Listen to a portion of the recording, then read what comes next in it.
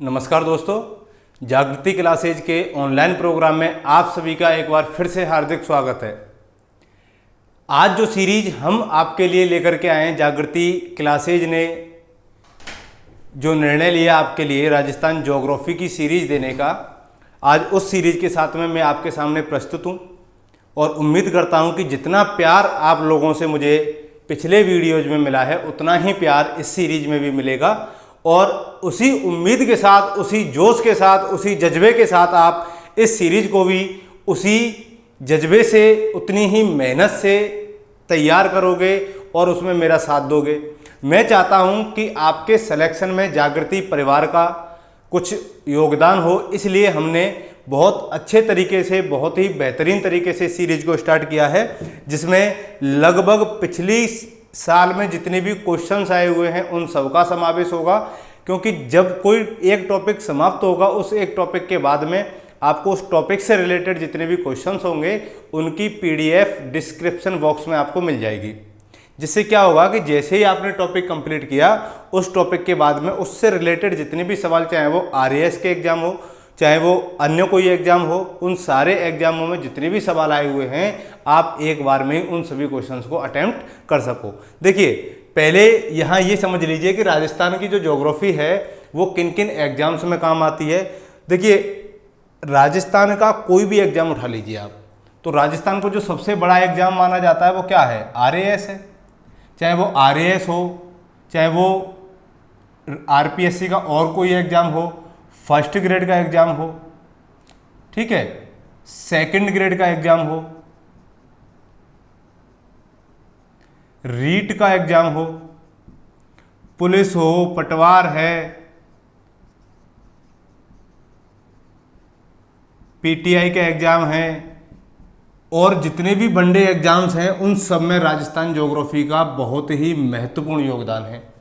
अगर आरएएस की बात करते हैं हम लोग, तो आरएएस में लगभग जो राजस्थान जीके के जो क्वेश्चन पूछे जाते हैं वो 60 से 65 सवाल का रेशियो रहता है कि 60 क्वेश्चन तक आरएएस के एग्जाम में राजस्थान जीके के सवाल आते हैं, जिसमें इसकी आर्ट एंड कल्चर, हिस्ट्री और ज्योग्राफी का पोर्शन रहता है। और जहां ज्योग्राफी से जो क्वेश्चंस आते हैं वो लगभग रहते हैं 30 सवाल के आसपास।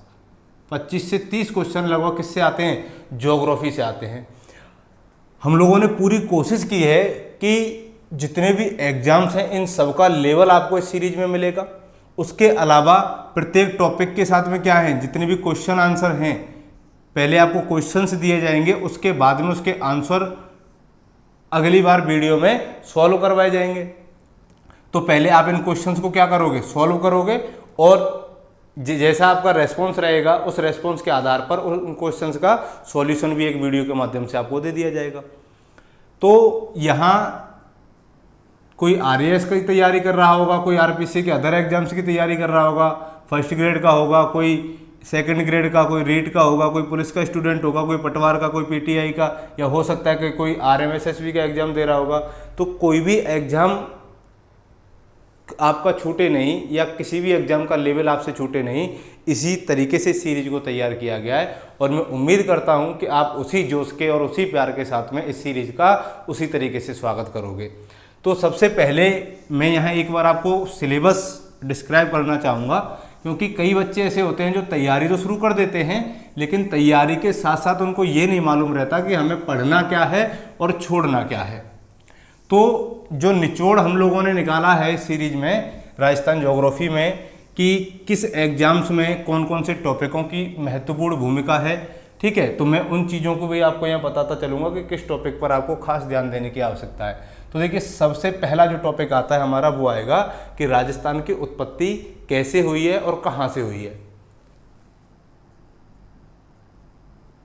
ठीक है, सबसे पहली बात राजस्थान की उत्पत्ति पर करेंगे। ये बहुत ही कॉन्सेप्चुअल टॉपिक है।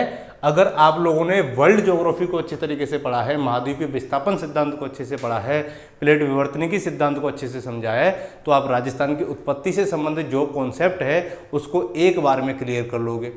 इसके बाद में जो टॉपिक आता है वो आता है राजस्थान की स्थिति और विस्तार। कौन सा आएगा? स्थिति और विस्तार। देखिए, स्थिति और विस्तार का मतलब होता है कि राजस्थान किन कौन कौन से अक्षांशों के मध्य में स्थित है, कौन कौन से देशांतरों के मध्य में स्थित है। तो इसमें हम दो चीज़ों पर चर्चा करेंगे, एक तो स्थिति पर, और स्थिति में देखेंगे कि कौन कौन से अक्षांश राजस्थान से होकर के जा रहे हैं। आप भी अगर नोट डाउन करना चाहें तो सिलेबस को नोट कर सकते हैं। और देशांतर तो स्थिति के अंतर्गत आती है, खगोलीय स्थिति की बात आती है कि खगोलीय स्थिति में अक्षांश और देशांतर कौन कौन से हैं जो राजस्थान के मध्य से, या राजस्थान जिन अक्षांशों के या जिन देशांतरों के बीच में स्थित है उनके बारे में चर्चा करेंगे। इनका अक्षांश विस्तार क्या है, देशांतरीय विस्तार क्या है, ये देखेंगे। दूसरी बात आ रही है विस्तार की। तो विस्तार में एक बात ध्यान रखना, विस्तार के अंतर्गत हम देखते हैं कि राजस्थान का क्षेत्रफल क्या है, ठीक है, भारत के कितने क्षेत्रफल का, राजस्थान का जो क्षेत्रफल भारत का कितने प्रतिशत है, ये सवाल आ सकते हैं। उनकी चर्चा हम क्षेत्रफल के अंतर्गत करेंगे। या अन्य जो देश हैं उनसे राजस्थान कितने गुना बड़ा है, किसके बराबर है, कौन इससे छोटा देश है, इनके बारे में चर्चा करेंगे। दूसरी है विस्तार में ही राजस्थान की आकृति, और आकृति के बाद में इसकी सीमा, कि किन राज्यों के साथ में और किन राष्ट्रों के साथ में, किस देश के साथ में राजस्थान की सीमा लग रही है, उनकी चर्चा करेंगे। ये दो टॉपिक हो गए। इसके बाद में अगला टॉपिक आता है राजस्थान के भौतिक प्रदेश।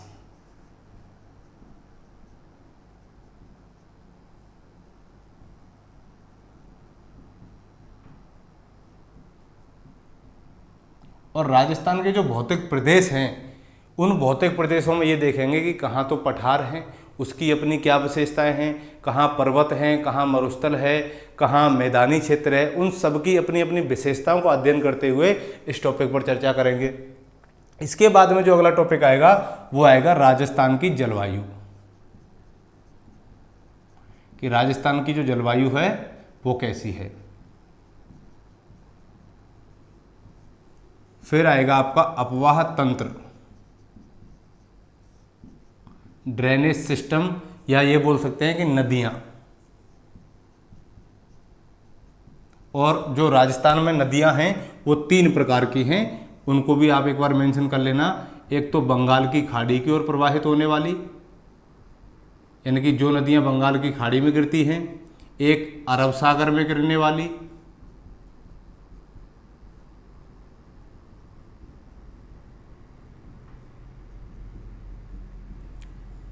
और एक अंतः स्थलीय नदियाँ जो ना तो बंगाल की खाड़ी में गिरती हैं और ना ही अरब सागर में गिरती हैं, अर्थात राजस्थान में ही अपने स्थल खंड में ही वो समाप्त हो जाती हैं। वो क्या कहलाती हैं? अंतः स्थलीय नदियाँ कहलाती हैं। अपवाह तंत्र का ही एक और भाग है जिन्हें हम झील कहते हैं, लेक्स, कि कौन कौन सी लेक्स राजस्थान में हैं और उनकी अपनी क्या विशेषता है, किसने उसका निर्माण करवाया, इन चीज़ों की चर्चा करेंगे। जब झीलों की बात कर लेंगे तो नदियाँ और झील जब आपकी हो जाएंगी तो ये वाला जो कॉन्सेप्ट आप तैयार कर लोगे, उसके बाद में जितनी भी सिंचाई परियोजना राजस्थान के अंतर्गत चलाई जा रही हैं वो आपकी बहुत ही आसान हो जाएंगी। आसान इसलिए हो जाएंगी अगर आपने नदियों वाला टॉपिक अच्छे से पढ़ा है, अच्छे से समझा है, तब आप बता पाओगे कि किस नदी पर कौन सी सिंचाई परियोजना चलाई जा रही है।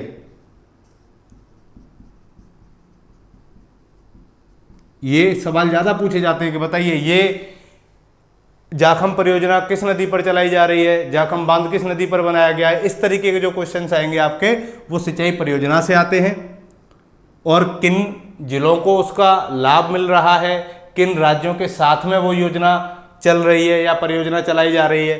ठीक है, जब सिंचाई परियोजना पढ़ चुके होंगे तब हम आएंगे कि राजस्थान में कृषि, राजस्थान में या राजस्थान की कृषि, इसकी चर्चा करेंगे। क्योंकि देखिए कृषि वाला जो टॉपिक है वो राजस्थान के क्लाइमेट से रिलेट होता है। अगर आप क्लाइमेट को अच्छी तरीके से समझोगे, देखिए सबसे बड़ी बात ज्योग्राफी में ये होती है कि अगर आपने सिलेबस को बहुत अच्छे तरीके से समझा है और ये देखा है कि किस टॉपिक का लिंकेज किस टॉपिक के साथ में है। जैसे जो कृषि वाला टॉपिक है ये किसके साथ चलेगा? जलवायु के साथ जाता है, क्योंकि जलवायु क्या है? कृषि को प्रभावित करने वाला एक महत्वपूर्ण कारक है। दूसरा, जलवायु के साथ साथ ये अपवाह तंत्र से भी रिलेटेड है, सिंचाई परियोजनाओं से भी रिलेटेड है, क्योंकि डायरेक्ट रूप से तो ये प्रभावित करती हैं, लेकिन इनडायरेक्ट रूप से ये चीज़ें भी कृषि को क्या करती हैं, प्रभावित करती हैं। तो जब तक हम इन चीज़ों को नहीं समझेंगे तब तक ये आगे आने वाले टॉपिक हमारे समझ में आएंगे नहीं। कृषि के बाद में एक टॉपिक आता है राजस्थान की वनस्पति।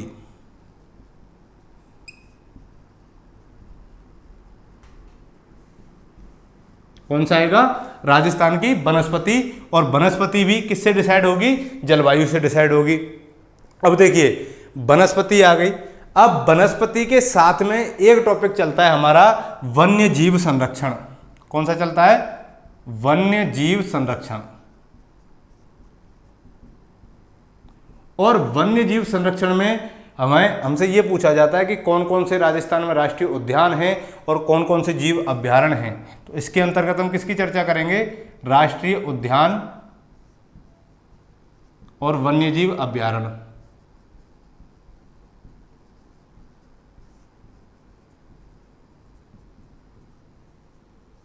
ठीक है, तो ये दो टॉपिक किसके अंतर्गत आ जाते हैं, हमारे वन्यजीव संरक्षण में, कि राजस्थान में जितने भी वन्य प्राणी हैं, वन्य जीव हैं, उनको किस प्रकार से संरक्षण दिया गया है, कौन सा राष्ट्रीय उद्यान किसके लिए फेमस है, उसकी अपनी क्या विशेषताएं हैं, किन जिलों में विस्तृत है। इस तरीके के जो क्वेश्चंस आएंगे वो इनसे आएंगे। और ये टॉपिक किसके अंतर्गत रिलेट होते हैं, वन्यजीव संरक्षण के। देखिए ये ज्योग्राफी का टॉपिक नहीं है, लेकिन ये टॉपिक किसका है, एनवायरमेंटल साइंस का है। एनवायरमेंटल साइंस में जब आप जैव विविधता पढ़ोगे तो वनस्पति यानी कि जो राजस्थान की वनस्पति और वन्यजीव संरक्षण, ये किसके अंतर्गत आपको पढ़ना पड़ता है, बायोडायवर्सिटी के साथ साथ, यानी कि जैव विविधता में। और जैव विविधता का जो संरक्षण किया जाता है वो संरक्षण के टॉपिक के अंतर्गत, यानी कि जैव विविधता के संरक्षण के टॉपिक का ही ये भाग है, वन्यजीव संरक्षण। जब हम पढ़ेंगे राजस्थान में, जब इंडिया का एनवायरमेंटल साइंस पढ़ेंगे तो इंडिया के एनवायरमेंटल साइंस में टॉपिक आता है वन्य जीवों का संरक्षण या जैव विविधता का संरक्षण। तो जैव विविधता का जो संरक्षण है वो दो तरीके से किया जाता है, इन सीटू कंजर्वेशन और एक्स सीटू कंजर्वेशन, यानी कि स्वस्थानीय संरक्षण और बहिर्स्थानीय संरक्षण। स्वस्थानीय संरक्षण का मतलब है कि किसी जीव को उसी स्थान पर संरक्षण देना, उसी स्थान पर उसका कंजर्वेशन करना, वो वन्यजीव अभ्यारण्य और राष्ट्रीय उद्यान में होता है। एक होता है बहिर्स्थानीय एक्स सीटू कंजर्वेशन। तो एक्स सीटू कंजर्वेशन के अंतर्गत क्या आता है कि जीवों को एक स्थान से चिड़ियाघरों में ले जाकर के संरक्षित रखा जाता है, उनकी प्रजाति को बचाया जाता है, जीन बैंक स्थापित किए जाते हैं, जीन पूल स्थापित किए जाते हैं। तो उनके अंतर्गत अगर हम इनका संरक्षण करते तब ये क्या आता, ये एक्स सीटू में आ जाता है। लेकिन ये क्या है, इन सीटू संरक्षण, यानी कि स्वस्थानीय संरक्षण के अंतर्गत वन्यजीव संरक्षणों का क्या किया जाता है, वन्यजीवों का संरक्षण किया जाता है। इसके अलावा एक टॉपिक आता है हमारा ऊर्जा, एनर्जी। ठीक है, ऊर्जा के बाद में आएगा अपना खनिज संसाधन। हम लोग इसको थोड़ा सा आगे पीछे करते हैं। अगर हम ऊर्जा को खनिज संसाधन के बाद में पढ़ें, पहले खनिज संसाधन पढ़ेंगे और खनिज संसाधन के ऊपर ही एक टॉपिक निर्भर करता है उद्योग, इंडस्ट्री।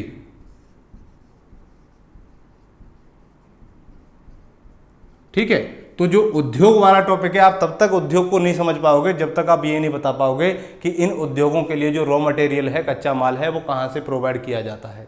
क्योंकि जैसे ही हमें खनिज संसाधनों के बारे में जानकारी होगी तो इसका पूरा बेस, उद्योगों का पूरा बेस कौन सा टॉपिक है, खनिज संसाधन है। इसके साथ ही एक और आता है अपना ऊर्जा संसाधन।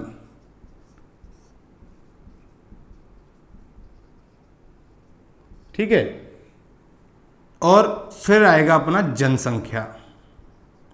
कौन सा टॉपिक आएगा, जनसंख्या, पॉपुलेशन। और ये जो पॉपुलेशन हम यहाँ करेंगे वो 2011 के आंकड़ों के अनुसार करेंगे। किसके अनुसार, 2011 के आंकड़ों के अनुसार। इसके अलावा एक टॉपिक बचा अपना जनसंख्या, ये तो हो गई मानव जनसंख्या।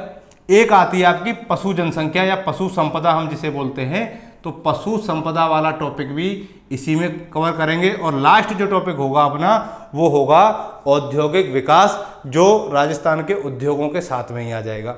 ठीक है, तो ये इस तरीके से अपना क्रम रहेगा राजस्थान की ज्योग्राफी का। जो सीक्वेंस आपको यहाँ लिखा मिला है दोस्तों, मैं वादा करता हूँ कि इस सीरीज का एक भी टॉपिक आपका नहीं छूटेगा और लगभग कोशिश की जाएगी कि राजस्थान से संबंधित जितने भी एग्जाम्स हैं, वनडे एग्जाम्स, उन एग्जाम्स में आपका एक भी सवाल गलत नहीं हो, इस तरीके से हम और आप दोनों मिलकर के क्या करेंगे, लगातार मेहनत करेंगे। और उम्मीद कर रहा हूं कि उसी जोश और जज्बे के साथ में हम लोग इस सीरीज को आगे बढ़ाएंगे। तो चलिए आज इस सीरीज का पहला टॉपिक लेते हैं हम लोग, कौन सा, राजस्थान की उत्पत्ति। और आज इसी टॉपिक पर हम इसको समाप्त करेंगे और फिर अगले टॉपिक में क्या करेंगे, स्थिति और विस्तार के बारे में चर्चा करेंगे। चलिए आप इसका या तो स्क्रीनशॉट ले लीजिए या अपनी कॉपी में नोट डाउन करिए। देखिए एक चीज़ याद रखना, स्क्रीनशॉट जो होता है हम बार बार नहीं देखते, लेकिन जब हम कॉपी में किसी चीज़ को नोट डाउन करते हैं तो बार बार हमारी नज़रों के सामने आती है, तो वो चीज़ें हमें जल्दी याद होती हैं। तो मेरा मानना ये है कि आप इनको अपनी कॉपी में मेंशन करिए, और जब कॉपी में मेंशन हो जाएंगे तो आपके दिमाग में क्या हो जाएगा, एक बहुत अच्छे तरीके की इमेज आपकी बन जाएगी, जिससे आप अन्य विद्यार्थी की अपेक्षा क्या कर पाओगे, बढ़त हासिल कर पाओगे।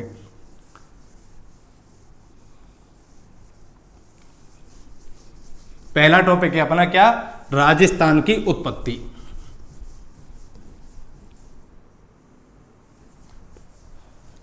कि राजस्थान की उत्पत्ति कैसे हुई है।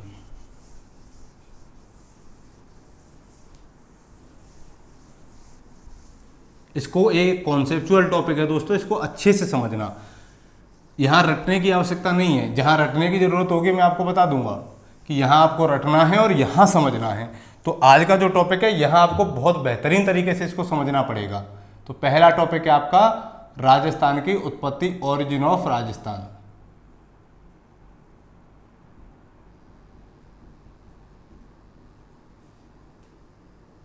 देखिए राजस्थान की उत्पत्ति कैसे हुई। अगर आप लोगों ने विश्व का भूगोल अच्छे से पढ़ा है या आपने सुना होगा कभी कि जो पहले अर्थ थी अपनी, देखिए ये अपना ग्लोब है, एक बार इस ग्लोब को देखिए, ये जैसे ग्लोब है अपना, तो ये जो पृथ्वी पर आपको जो महाद्वीप दिख रहे हैं, ये जो स्थलखंड दिखाई दे रहे हैं, क्या ये स्टार्टिंग से ऐसे थे या बाद में ये इस तरीके से स्थापित हुए हैं। तो बाद में स्थापित हुए हैं, तो ऐसी कौन सी प्रक्रिया पृथ्वी पर हुई जिसके द्वारा ये स्थापित हुए हैं। तो सबसे पहले मैं यहाँ आपको यही बताने की कोशिश करूँगा कि जब प्रारंभ की अगर हम बात करते हैं, स्टार्टिंग में जब पृथ्वी का निर्माण हो रहा था तो इस पर केवल एक स्थलखंड था। क्या था, एक स्थलखंड था, और इस स्थलखंड के चारों तरफ पानी भरा हुआ था।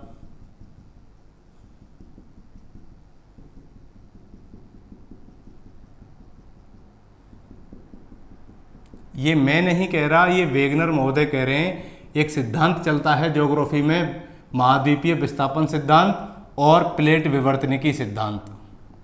तो ये दोनों सिद्धांत कहते हैं कि प्रारंभ में जब पृथ्वी की उत्पत्ति हुई तो ये गैस, गर्म गैस का गोला थी, बाद में धीरे धीरे ठंडी पड़ी, ठंडी पड़ने से ये अपनी दूरी पर घूमती गई और इस पर क्या था, केवल एक स्थलखंड था। अब ये स्थलखंड चारों तरफ से पानी से घिरा था, तो इस स्थलखंड का नाम था पैंजिया। क्या नाम था, पैंजिया स्थलखंड। छोटा सा टॉपिक है, ज़्यादा बड़ा नहीं है। और ये जो पानी से भरा हुआ भाग था, ये था पैंथालसा महासागर।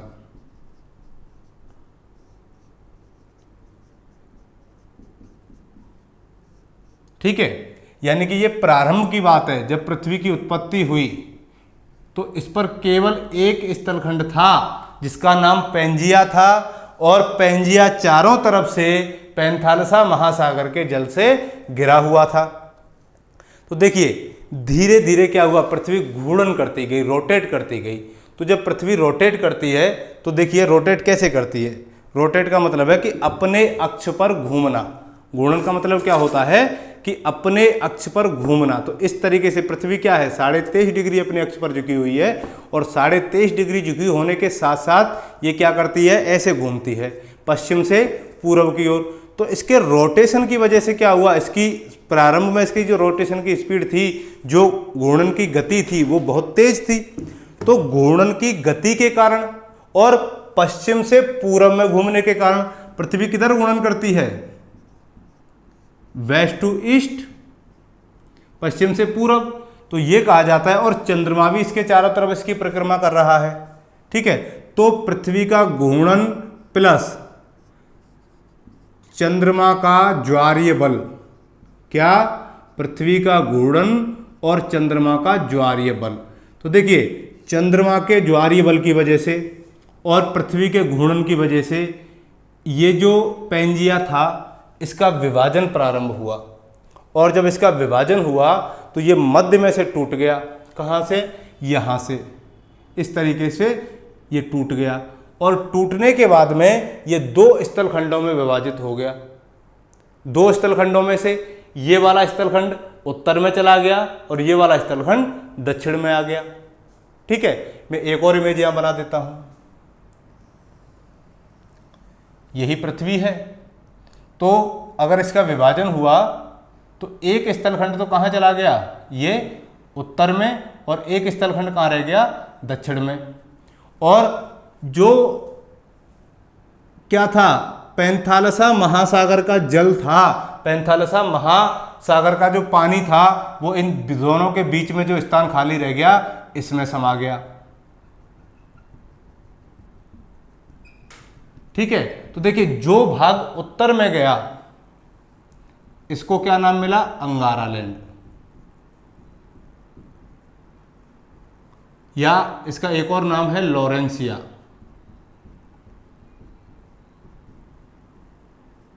और जो भाग दक्षिण में किसका? इसका नाम पड़ा गोंडवाना लैंड। क्या नाम पड़ा? गोंडवाना लैंड। और बीच में जो खाली जगह रह गई, यहां पैंथालसा महासागर का जल आ गया, इसका नाम पड़ गया टेथिस सागर।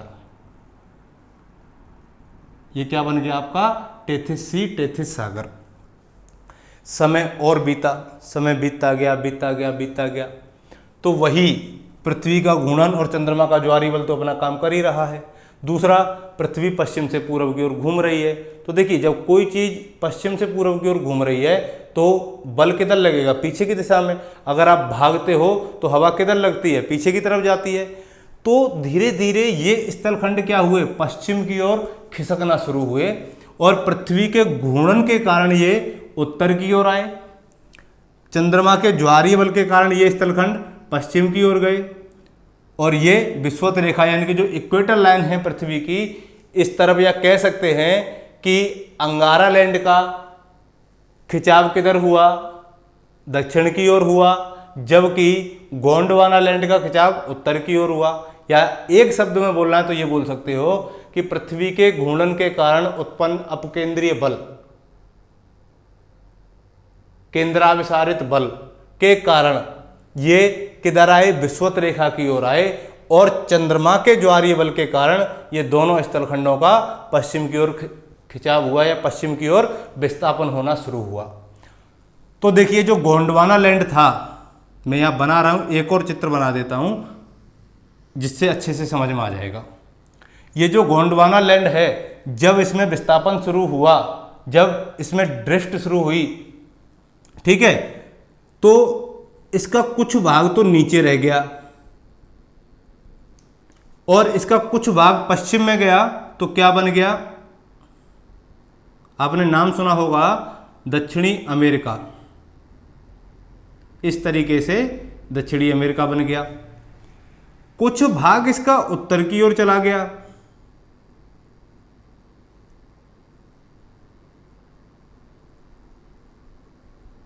ठीक है, और कुछ भाग इसका पूर्व की ओर रह गया, और कुछ उत्तर पूर्व की ओर चला गया।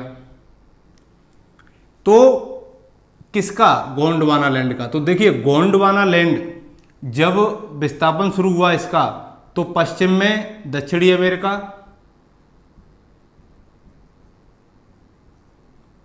पूर्व में क्या है? ऑस्ट्रेलिया,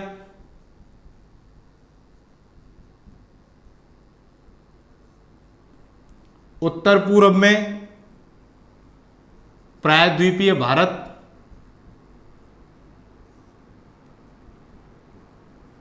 और उत्तर में क्या चला गया आपका? अफ्रीका। तो अब देखिए यहां सवाल क्या बनेगा कि गोंडवाना लैंड से किन किन महाद्वीपों की उत्पत्ति हुई, तो आप बता सकते हो कि पश्चिम की ओर तो दक्षिणी अमेरिका चला गया, साउथ अमेरिका, ये अफ्रीका, ये भारत इंडिया, ये ऑस्ट्रेलिया और ये अंटार्कटिका। और इसका जो अवशिष्ट बचा वो क्या बचा, अंटार्कटिका महाद्वीप। ठीक है, तो गोंडवाना लैंड से किन किन की उत्पत्ति हुई है, दक्षिणी अमेरिका की, ऑस्ट्रेलिया की, प्रायद्वीपीय भारत की, अफ्रीका की, अंटार्कटिका की। एक बार इसको ग्लोब पर समझिए। देखो ये जो स्थलखंड थे कौन कौन से, एक तो आपका ये जो प्रायद्वीपीय भारत है, अफ्रीका है और ये दक्षिणी अमेरिका है। तो ये अफ्रीका, प्रायद्वीपीय भारत, ऑस्ट्रेलिया कहाँ गया, ये रहा, ये ऑस्ट्रेलिया है आपका। ये सारे क्या थे, और ये अंटार्कटिक महाद्वीप है नीचे की तरफ। तो ये सारे क्या थे, एक जगह इकट्ठे हो रहे थे, एक जगह एकत्रित थे। फिर क्या हुआ कि पृथ्वी इस तरीके से घूम रही थी और इस तरीके से घूम रही थी और चंद्रमा का ज्वारीय बल लग रहा था। मान लीजिए यहाँ चंद्रमा है, तो चंद्रमा का ज्वारीय बल क्या था, चंद्रमा भी पश्चिम से पूर्व की ओर घूमता है, ये ध्यान रखना। पृथ्वी के पश्चिम से पूर्व में ही चंद्रमा घूर्णन कर रहा है, पश्चिम से पूर्व ही पृथ्वी अपने अक्ष पर रोटेट करती है। तो चंद्रमा का जो ज्वारीय बल लगेगा वो किस दिशा में लगेगा, पश्चिम दिशा में लगेगा। तो पश्चिम दिशा में चंद्रमा के ज्वारीय बल लगने के कारण इन स्थलखंडों का खिंचाव कुछ का पश्चिम में हुआ और पृथ्वी के घूर्णन के कारण कुछ का पूर्व और उत्तर पूर्व में हुआ। तो जो गोंडवाना लैंड यहाँ एक स्थलखंड के रूप में था, इसका कुछ हिस्सा टूट करके क्या बन गया, उत्तर में चला गया तो अफ्रीका बना, पश्चिम में चला गया तो दक्षिणी अमेरिका बना, पूर्व में चला गया तो ऑस्ट्रेलिया बना और उत्तर पूर्व में चला गया तो भारत का निर्माण हुआ। और बचा हुआ भाग इसका अंटार्कटिका के नाम से जाना गया। एक और स्थलखंड है अपना यहाँ, कौन सा, अंगारा लैंड। तो अंगारा लैंड से क्या क्या बने, तो अंगारा लैंड का खिंचाव किधर हुआ था, विषुवत रेखा की ओर हुआ था, इसका भी विषुवत रेखा की ओर हुआ है। तो इसका एक हिस्सा तो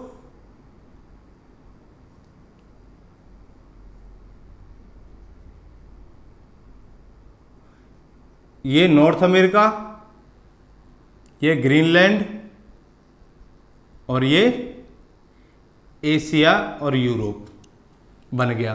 तो देखिए अंगारा लैंड से उत्तरी अमेरिका,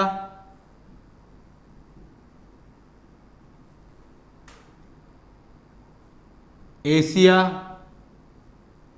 का कौन सा भाग, उत्तरी भाग, और ये प्रायद्वीपीय भारत एशिया का दक्षिणी भाग है, और यूरोप, इनकी उत्पत्ति किससे हुई, और ग्रीनलैंड, इनकी उत्पत्ति हुई है अंगारा लैंड से। ठीक है, तो देखिए किस तरीके से पहले एक स्थलखंड था, उसके बाद में ये दो स्थलखंडों में टूटा। एक तो क्या था, एक क्या था आपका अंगारा लैंड, दूसरा गोंडवाना लैंड और बीच में टेथिस सागर। अब देखिए जब ये स्थलखंड खिसक रहे हैं, प्लेटें खिसक रही हैं, तो बीच वाला जो भाग है इसमें वलन पड़ेगा, इसमें अवसाद पड़ेंगे, यानी कि इसके अंतर्गत जितने भी अवसाद इकट्ठे होंगे उनमें फोल्ड पड़ जाएंगे और इसमें बलन पड़ने से क्या होगा, कुछ पर्वतों की उत्पत्ति होगी। तो टेथिस क्या बन गई, एक भूसन्नति बन गई, जियोसिंक्लाइन बन गई, और इसी जियोसिंक्लाइन से कुछ नवीनतम मोड़दार पर्वतों की उत्पत्ति हुई। तो देखिए ये जो ऑस्ट्रेलिया है ये किधर गया, पूरब में गया। तो पूरब में गया तो बल कहाँ लगेगा, इसकी पूर्व दिशा में लगेगा, और पूर्व दिशा में जो टेथिस सागर के अवसाद होंगे वो पूर्व की तरफ क्या हो जाएंगे, फोल्ड पड़ने लगेगा, इस तरीके से फोल्ड पड़ जाएंगे। और फोल्ड पड़ जाएंगे तो यहाँ पर एक माउंटेन की उत्पत्ति होगी जिसे हम ग्रेट डिवाइडिंग रेंज के नाम से जानते हैं। किसके नाम से, ग्रेट डिवाइडिंग रेंज। आपका जो अफ्रीका है ये उत्तर में गया तो वलन कहाँ पड़ेगा, उत्तर में, तो अफ्रीका में एटलस पर्वत की उत्पत्ति हो गई। साउथ अमेरिका किधर गया, पश्चिम में, तो इसमें वलन कहाँ पड़ा, पश्चिम में, तो एंडीज पर्वत की उत्पत्ति कहाँ हुई, पश्चिम में। आपका जो रॉकी पर्वत है वो उत्तरी अमेरिका के पश्चिम में, क्योंकि उत्तरी अमेरिका की प्लेट जो थी वो पश्चिम में किसकी, तो बल कहाँ लगेगा, यहाँ लगेगा।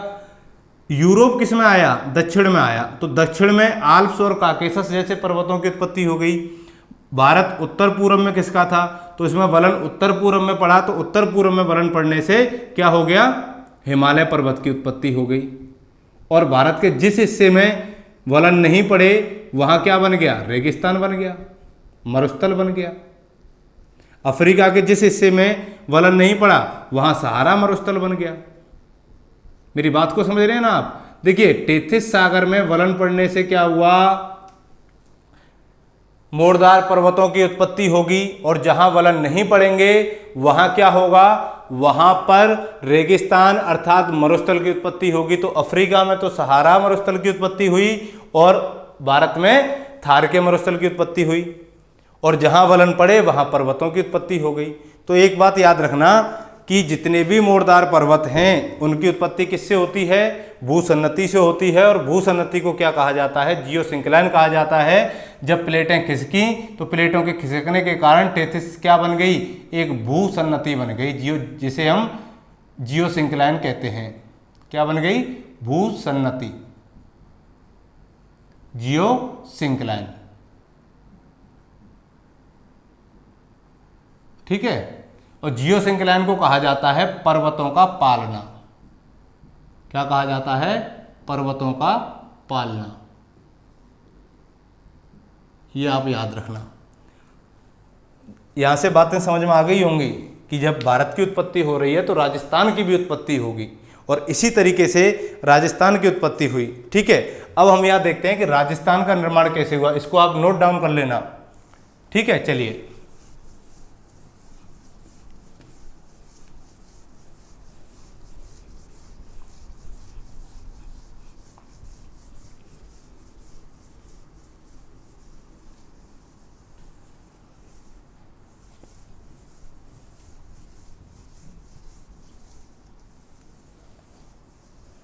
अब देखते हैं राजस्थान का निर्माण।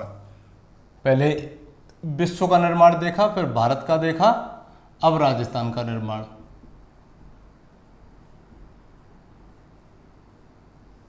तो देखिए, राजस्थान का जो निर्माण हुआ है दोस्तों, वो दो चीजों से मिलकर के हुआ है। एक तो गोंडवाना लैंड और एक टेथिस सागर।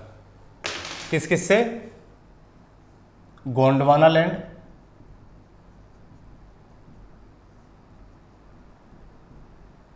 और एक टेथिस सागर।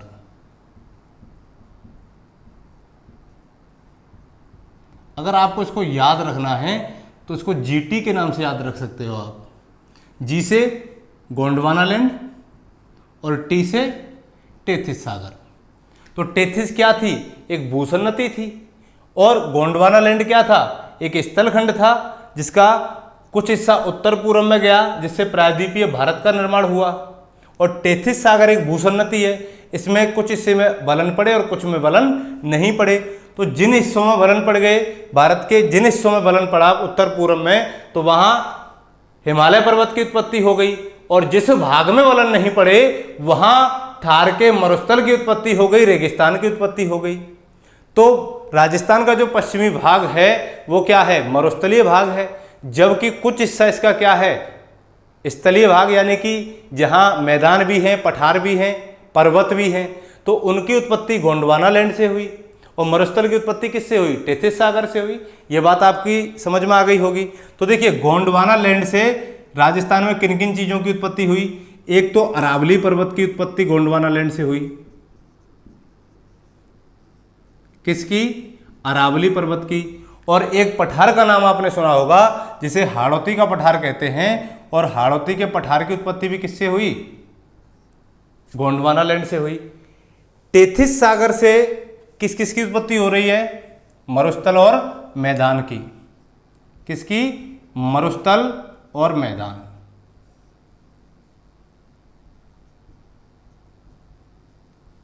यहां तक बात समझ में आई आपके? ठीक है। तो जो अरावली पर्वत श्रृंखला है ये राजस्थान की सबसे प्राचीन संरचना है। और सबसे नवीन भौगोलिक प्रदेश कौन सा है? वो है आपका राजस्थान के जो मैदान हैं वो सबसे नवीन भौगोलिक प्रदेश है। ये सबसे प्राचीन भौगोलिक प्रदेश है। प्री कैम्ब्रियन युग का सबसे प्राचीन भौगोलिक प्रदेश, या ये कह सकते हैं कि जो अरावली पर्वत श्रृंखला है वो विश्व की सबसे प्राचीनतम पर्वत श्रृंखला है। लेकिन राजस्थान के संदर्भ में पढ़ रहे हैं, और राजस्थान के संदर्भ में जब हम पढ़ेंगे इसके भौतिक प्रदेश, तो अरावली क्या है, एक भौतिक प्रदेश है, भौगोलिक प्रदेश है। इसीलिए हम इसको यहाँ भौगोलिक प्रदेश लिख रहे हैं कि सबसे प्राचीन भौगोलिक प्रदेश राजस्थान का कौन सा है, वो है अरावली पर्वत। और सबसे नवीन अगर भौगोलिक प्रदेश की बात की जाए तो वो कौन सा है, राजस्थान का मैदान।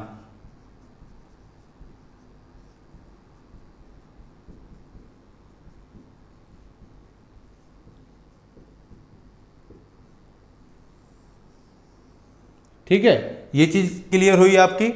अब यहां पर एक चीज और समझना कि जो अरावली और हाड़ौती का जो पठार है, ये भारत का जो प्रायद्वीपीय पठार है उसका हिस्सा है। ये दोनों किसका हिस्सा है, भारत के प्रायद्वीपीय पठार के हिस्सा हैं। क्योंकि प्रायद्वीपीय भारत से ही किसकी उत्पत्ति हुई है, यानी कि प्रायद्वीपीय भारत की उत्पत्ति किससे हुई थी, गोंडवाना लैंड से हुई थी। और प्रायद्वीपीय भारत से ही, गोंडवाना लैंड से ही किसकी उत्पत्ति हो रही है, अरावली पर्वत और हाड़ौती की उत्पत्ति हो रही है। तो प्रायद्वीपीय पठार किसका भाग है, प्रायद्वीपीय भारत का भाग है। तो ये भी किसका भाग होंगे, प्रायद्वीपीय पठार के भाग होंगे। और मरुस्थल और जो मैदानी भाग हैं वो हैं भारत के उत्तरी मैदान का भाग। ये दोनों भारत के उत्तरी मैदान का भाग हैं ये।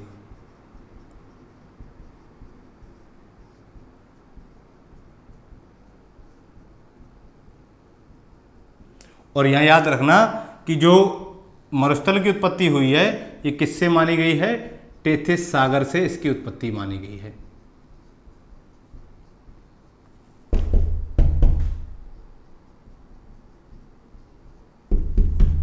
ठीक है दोस्तों, तो ये था आज का हमारा टॉपिक, और इसको बहुत अच्छे तरीके से आप लोग समझ गए होंगे कि किस तरीके से राजस्थान का निर्माण हुआ और किस तरीके से सबसे पहले पृथ्वी पर क्या था, एक भौगोलिक खंड था, एक स्थल खंड था जिसका नाम पेंजिया था। उसका चारों तरफ से वो जल से घिरा हुआ था और उस जलीय भाग का नाम पैंतालसा महासागर था। बाद में इनका विघटन हुआ तो ये अंगारा लैंड और गोंडवाना लैंड नामक दो स्थल खंडों में विभाजित हुआ। फिर धीरे धीरे उनका भी विभाजन शुरू हुआ तो कुछ महाद्वीपों की उत्पत्ति हुई और उसी क्रम में भारतीय उपमहाद्वीप की उत्पत्ति हुई और भारतीय उपमहाद्वीप में ही राजस्थान का निर्माण हुआ।